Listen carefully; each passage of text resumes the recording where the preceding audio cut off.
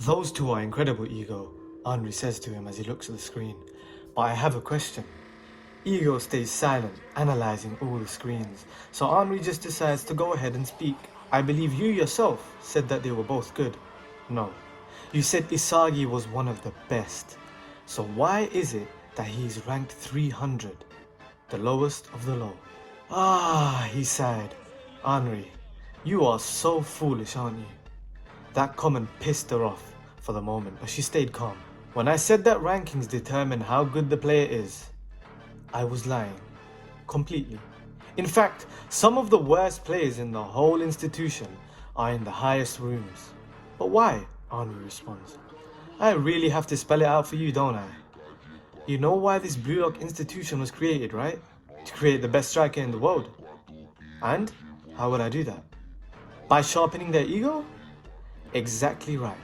So what if I were to put all the best players in the top rooms and the worst players in the bottom rooms? There will be no real fight. There's no room for potential growth, Henri.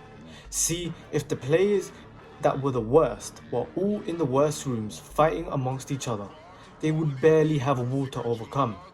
They would then come out of their rooms, and once the best have fought amongst themselves, they would absolutely dominate the bottom, and that would be the end of Blue Lock. This institution is not only to turn the best players into better. This is also here to turn the worst players into the best. You'd never know, Henri. The worst player in this whole facility may end up the best player in the world.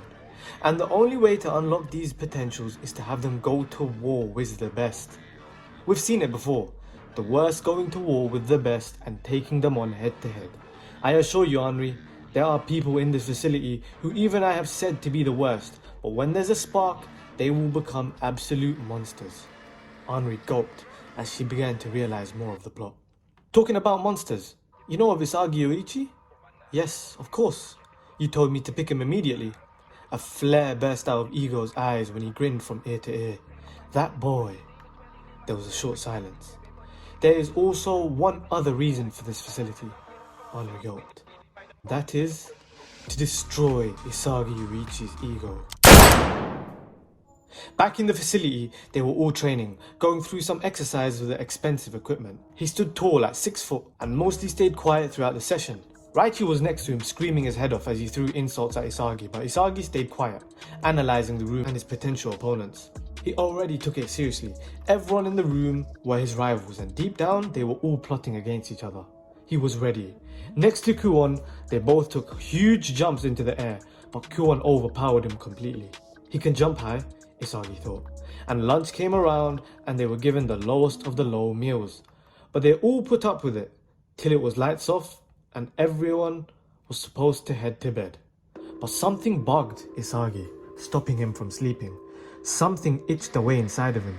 He remembered his rank and how low it was.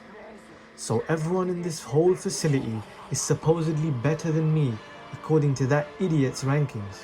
No, that's bullshit. He jumped out of bed and left the room. Were they all hiding their true abilities? No. What if the rankings are all a lie? As he's walking through the endless corridors, a ball suddenly hits his back when he turns slowly to see who it is. Yo, ISAGI, Bachira says with a smile. Wanna play?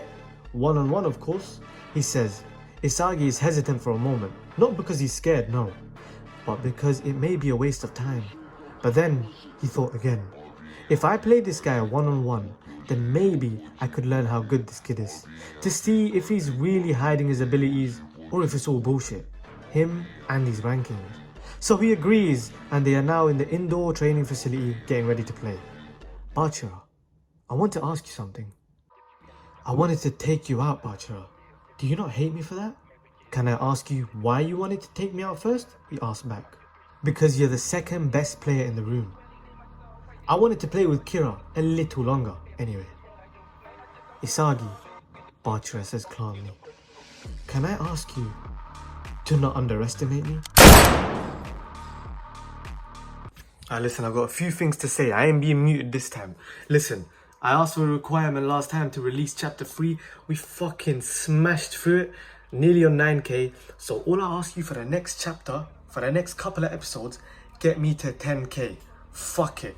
Let's run up this bitch Let's get this What If series blowing the internet, and let's get to double digits, 10k. That's my requirement. Also, shout out to the Discord, fam. Everyone been joining the Discord.